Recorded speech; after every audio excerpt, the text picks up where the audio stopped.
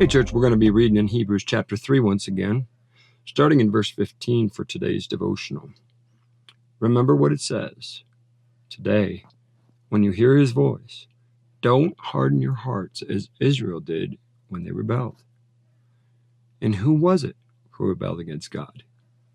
Even though they had heard his voice, wasn't it the people Moses led out of Egypt? And who made God angry for 40 years? Wasn't it the people who sinned, whose corpses lay in the wilderness?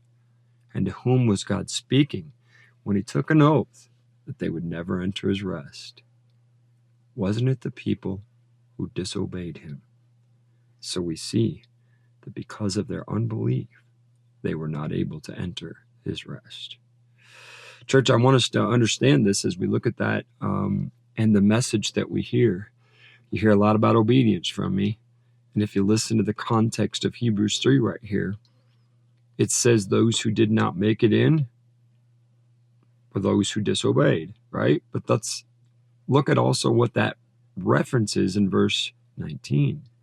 So after it says they disobeyed him, it says, so we see that because of their unbelief, they were not able to enter his rest. In other words, their belief was directly tied to their obedience, and their unbelief was directly tied to their disobedience.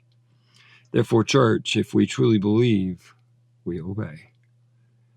We follow God. We do what he says. Our life and how we live it matters, and it must be lived according to the standards of God, not a church, not a person, God's holy word, and the church should align with the word of God.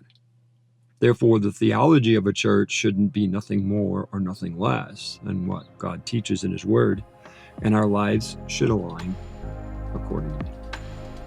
So, let's be his obedient church.